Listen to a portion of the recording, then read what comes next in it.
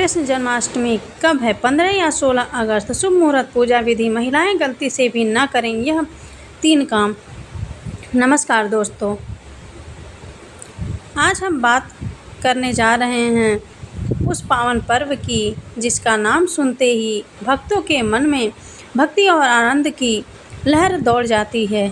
श्री कृष्ण जन्माष्टमी यह सिर्फ एक तिथि या त्यौहार नहीं, बल्कि भगवान श्री कृष्ण के अवतार का उत्सव है, जिसे हर साल पूरे भारत ही नहीं बल्कि पूरी दुनिया में धूमधाम से मनाया जाता है।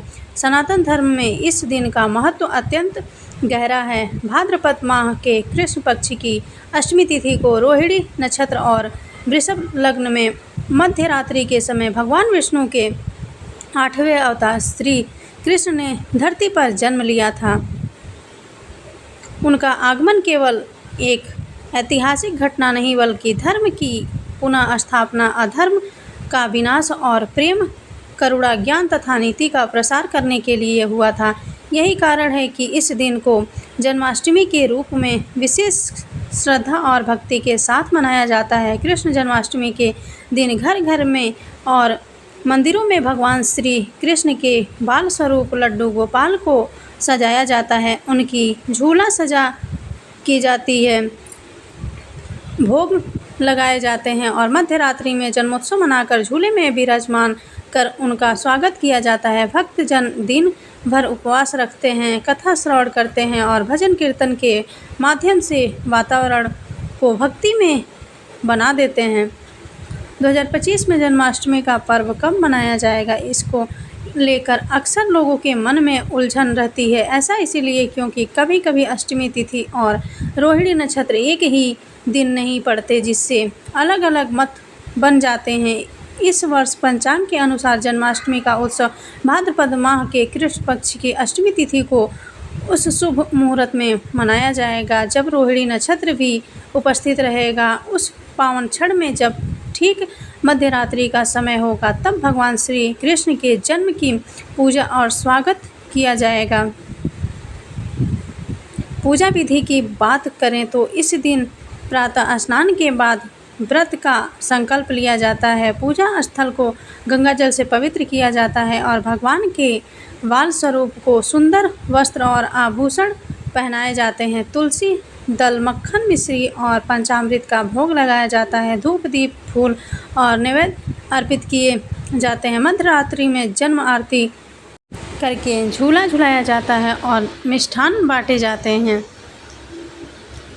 व्रत रखने वालों के लिए कुछ नियम भी बताए गए हैं। इस दिन नकारात्मक भावनाओं, क्रोध और विवाद से दूर रहना चाहिए। सात्विक भोजन का ही सेवन करें और व्रत का समापन अगले दिन भगवान को भोग अर्पित करके करें।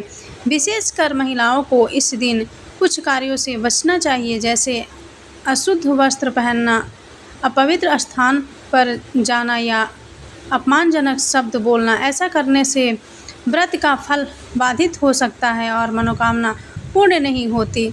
इस वर्ष 2025 में भाद्रपद कृष्ण अष्टमी तिथि का प्रारंभ 15 अगस्त की रात 11:49 पर होगा और इसका समापन 16 अगस्त की रात 9:34 पर होगा।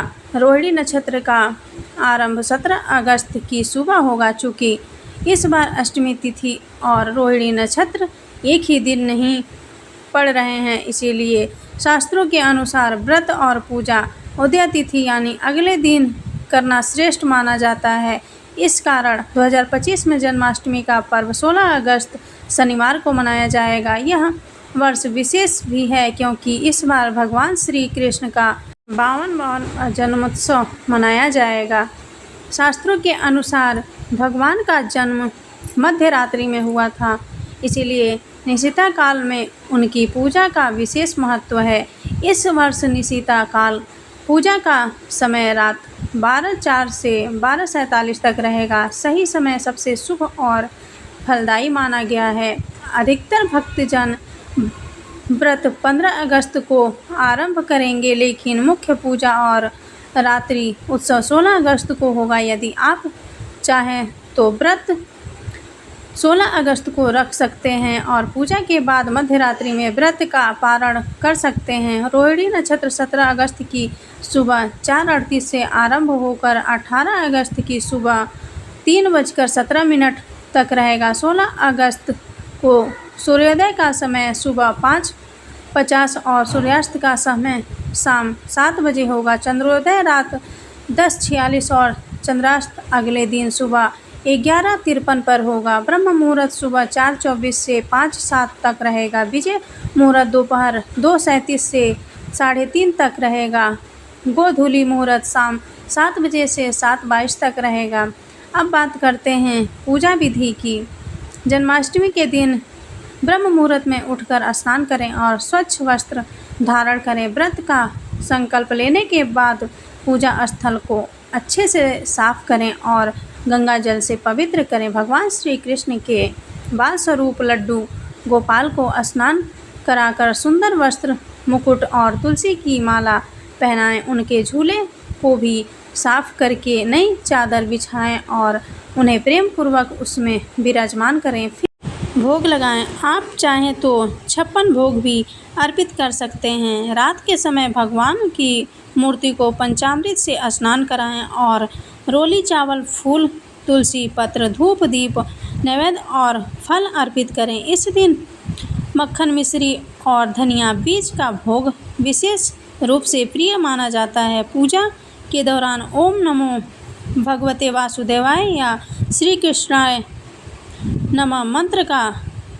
जाप करें। अंत में पूजन के बाद प्रसाद सभी को वितरित करें और मंदिर जाकर भगवान के दर्शन करें। विश्वास किया जाता है कि इस दिन विधिवत पूजा और व्रत करने से जीवन के सारे कष्ट दूर होते हैं, मन में सकारात्मक ऊर्जा आती है और वैवाहिक जीवन में सुख समृद्धि का आगमन होता है।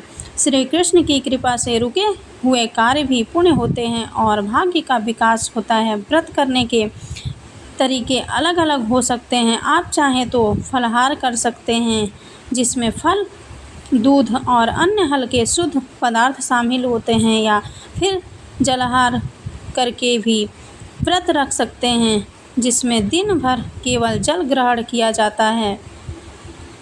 लेकिन एक विशेष नियम का ध्यान रखना अत्यंत आवश्यक है। सूर्यास्त से लेकर आधी रात जब भगवान श्री कृष्ण का जन्म होता है तब तक आपको निराहार रहना चाहिए। यह समय आध्यात्मिक दृष्टि से अत्यंत पवित्र माना जाता है। आधी रात को भगवान श्री कृष्ण का जन्मोत्सव मनाने के बाद ही व्रत खोलना चाहिए। कुछ लोग अगले दिन सूर्योदय के बाद पारण करते हैं और यही भी पूर्ण रूप से स्वीकार है। व्रत के दिन भगवान श्री कृष्ण के किसी मंदिर में जाकर दर्शन करना और उनका आशीर्वाद लेना बहुत शुभ माना जाता है। जब आप व्रत खोलें तो केवल वही वस्तु प्रसाद के रूप में ग्रहण करें जिन्हें आपने भगवान को भोग के रूप में अर्पित किया हो। ऐसा करने से व्रत का फल कई गुना बढ़ जाता है। एक और महत्वपूर्ण बात, व्रत के दिन भूलकर भी दिन में सोना नहीं चाहिए और न ही किसी के साथ कठोर या अपशब्दों का प्रयोग करना चाहिए। ऐसा करने से न केवल व्रत का पुण्य नष्ट होता है बल्कि आप पाप के भागीदार भी बन सकते हैं और भगवान श्री कृष्ण की कृपा से वंचित हो सकते हैं। अब बात करते हैं उन कार्यों की जिन्हें कृष्ण जन्माष्टमी के दिन भूलकर भी नहीं करना चाहिए। सबसे पहले बिना स्नान किए मूर्ति को छूना या पूजा करना अशुभ माना जाता है।